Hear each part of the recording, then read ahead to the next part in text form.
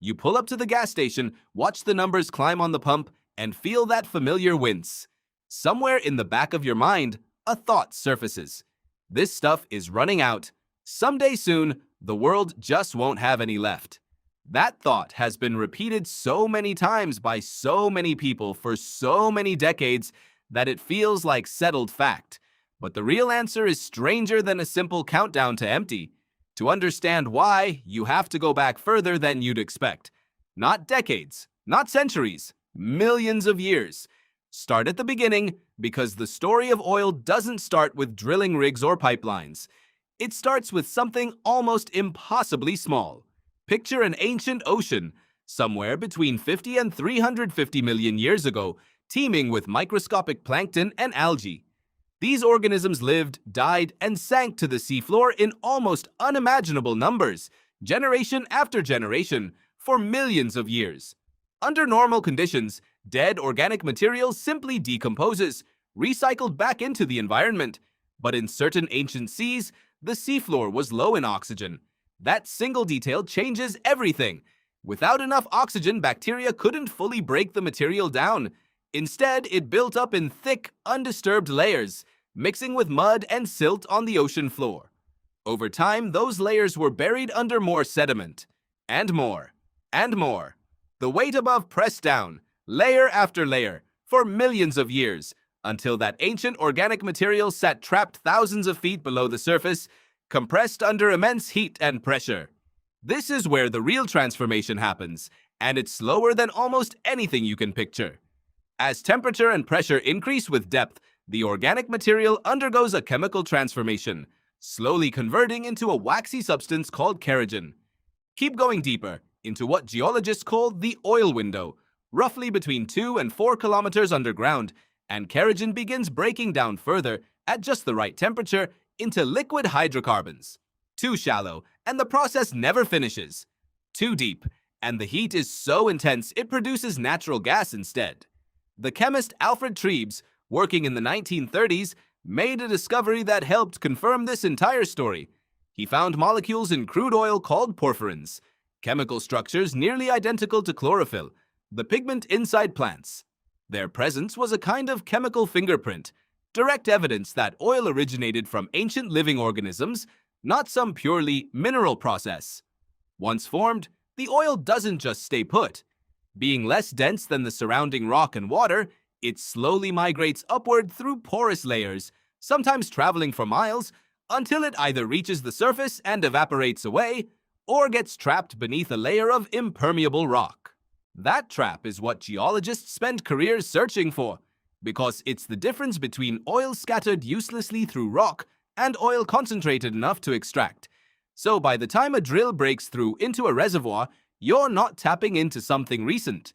You're tapping into a process that began before dinosaurs existed, that took somewhere between 1 and 10 million years to complete, layer by layer, degree by degree. Now here's where the timeline gets genuinely strange. Humans have been pulling oil out of the ground in significant quantities for roughly 160 years. In that time, we've extracted and burned a resource that took the planet millions of years to manufacture. If you compressed Earth's entire history into a single calendar year, oil formation would stretch across weeks or months at a time. Human oil consumption would occupy the final few seconds before midnight on December 31st. That mismatch, geological timescales versus human consumption speed, is the real reason people have worried about running out. Not because oil is inherently rare in a cosmic sense, but because we're spending millions of years of accumulated biological material at a pace measured in decades. In the 1950s, the geophysicist M. King Hubbert introduced an idea that would shape the conversation for the rest of the century. He proposed that oil production from any given region follows a predictable curve, rising, peaking, then declining, as the easiest, cheapest reserves get extracted first. He famously predicted that United States oil production would peak around 1970. He was right, and for a while, that success made his broader predictions about global peak oil feel inevitable. Throughout the 1990s and 2000s, geologists like Colin Campbell built on Hubbert's work, warning that global oil production would peak and decline within years, triggering economic upheaval. Books were written, documentaries were made. The phrase peak oil entered everyday conversation. And then something happened that most of those forecasts didn't fully account for. Technology changed the equation. Hydraulic fracturing and horizontal drilling unlocked oil trapped in shale formations that were previously considered unreachable or uneconomical.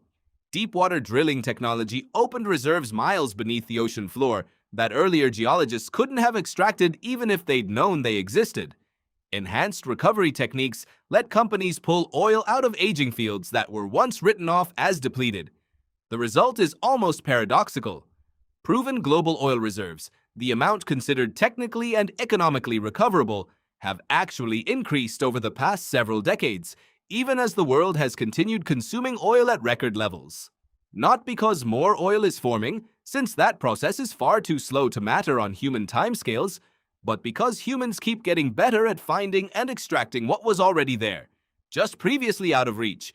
So does that mean oil will simply never run out?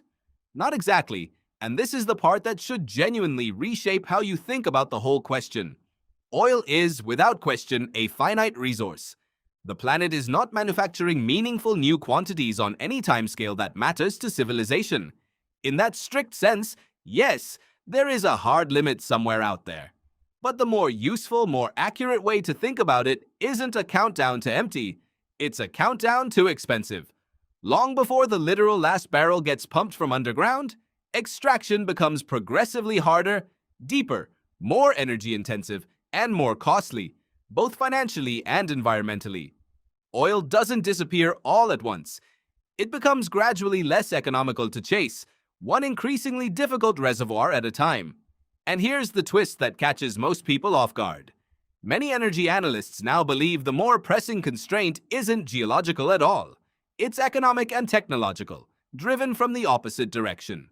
As renewable energy and electric vehicles scale up, global demand for oil may plateau and decline before supply ever does, potentially leaving enormous reserves in the ground, not because they're inaccessible, but because the world may simply need less of them. That's a strange kind of ending for a resource everyone assumed would vanish.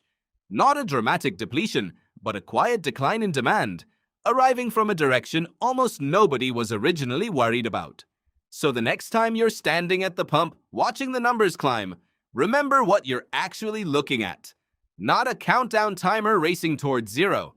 A finite, ancient, deeply strange resource, millions of years in the making, that humanity is racing to use up in what amounts to a geological blink of an eye, and whose real ending may have far less to do with running out and far more to do with the world simply moving on. The more we learn about the past, the better we understand ourselves.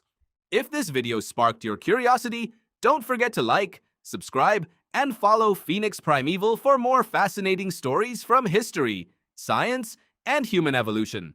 Thanks for watching.